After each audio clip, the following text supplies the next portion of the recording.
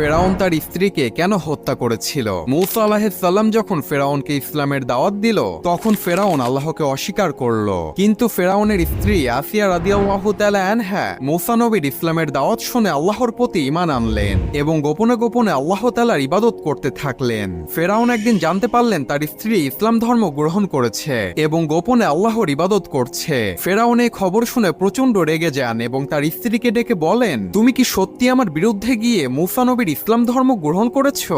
আসিয়া তখন সাহসের সাথে উত্তর দিয়ে বললেন, হ্যাঁ, আমি আল্লাহর উপর ঈমান এনেছি, যিনি সকল কিছুর সৃষ্টিকর্তা। ফেরাউন তখন রাগান্বিত হয়ে তার সৈন্যবাহিনীদেরকে ডেকে তার স্ত্রীর কঠিন শাস্তির ব্যবস্থা করতে বললেন এবং তার স্ত্রীকে নির্মমভাবে হত্যা করা হলো। মৃত্যুর পূর্বে আল্লাহ তাআলা আসিয়া রাদিয়াল্লাহু তাআলা আনহাকে জান্নাতের একটি দৃশ্য দেখালেন, যা দেখে তার মুখ উজ্জ্বল হয়ে গেল এবং সে খুশি মনে মৃত্যুবরণ করলেন। সুবহানাল্লাহ।